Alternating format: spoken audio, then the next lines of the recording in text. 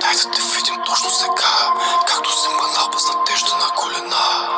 Ще се помниш ли за какво си дошъл, или ще продължаваш да навеждаш глава? Ще използваш ли гнева си, за да продължиш напред, или тъгата ще обземе и ще си дишиш, ще ревеш? Ще се сетиш ли за хората, които вярват в теб, или назад ще се обърнеш плах и ще ги предадеш? Бях слаб, не ме е срам да го призная. Вече хора дет ме знаеха, не могат ме познаят. Толкова своето сърце ли станало да за тъмно всяко пачкане не му се така много. Бяха близки вече са кен, ама братата остават си и се ще са пен.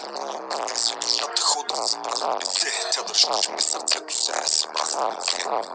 Това е труд в формат писмен, аз и моите брата ще натиснем. Без мисля, не с мен, ако чувстваш себе си, че съм различен.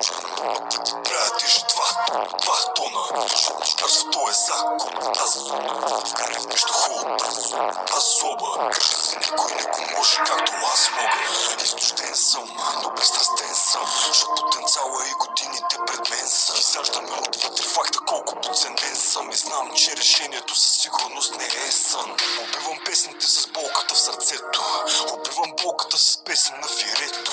После депресира, падна психически, аз се депресирах и паднах за това си лица.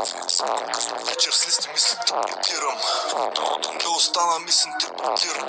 Падам с работник и утрата съм скрит. Аз съм работник, ще съм работоволик.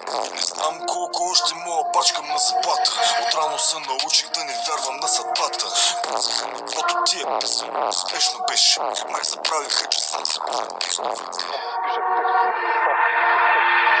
Това е труд във форма писмен, аз съм моите брата ще натиснем. Без мисля, не си с мен, ако чувстваш себе си, че си различен. Трябва ти же два тона, защото лекарството е закон. Тази зона, вкарай в нещо хубаво, тази злоба. Кажи си, никой не го може, както аз мога.